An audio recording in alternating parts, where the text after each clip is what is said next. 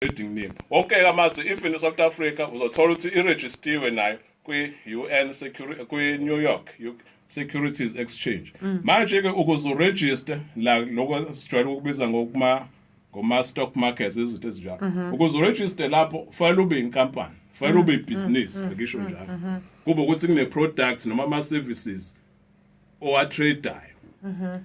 Manje njengoba sithethe nazo impahla manje namhlanje sikutshela ukuthi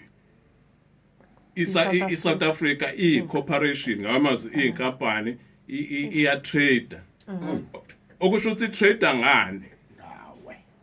I-trader ngempahla yayo. Which is you. Ngesikhathi uzalwa uthola phela isitifiketi. Uyazi ukuthi uma uthola umuntu nama-shares ekampanini ukunikezwa lento ekuthiwa i-share certificate ekhombisa i-value yama-shares akho enkampanini. So ngesikhathi uzalwa sithe usithola i-certificate. Leso certificate sisho i-value yakho. Ngamanye njengalokhu kuyimpahla izwe okuphansi kwalo omhlali walo wena uyimpahla yalo liya trade. Okusho ukuthi ke sungabuza ke manje ngoba yonke inkampani eregistiwe kwi-stock market or anything nje registiwe ine owner. Sungabuza ukuthi who is the owner? Yes. Uma izwe okulona iSouth Africa i-corporation ubani owner? Uke washo uMinister uBhele ukuthi if nabaholi abakhona esinabo nabo abazi.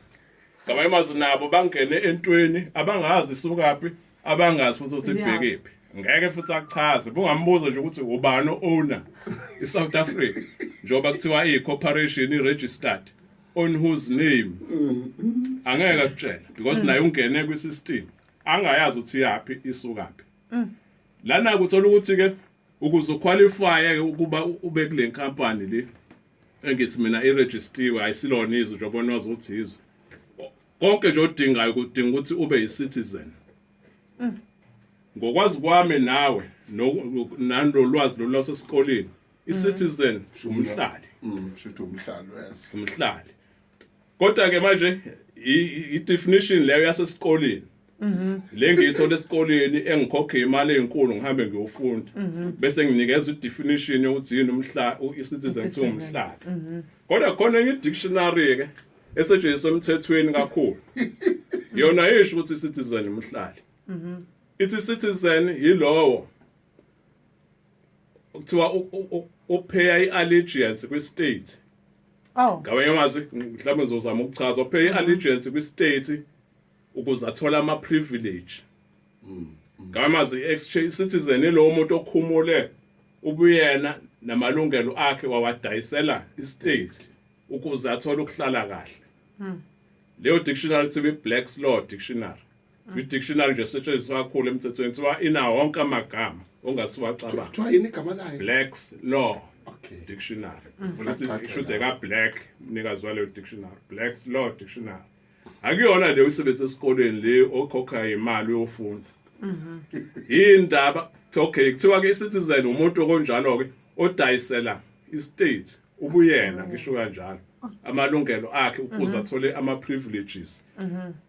Bese kuba khona ngifuna ukukhombisa amagama thina sazi ukuthi igama elithile lisho ukuthi kade alisho njalo. Kube khona igama elithi contract.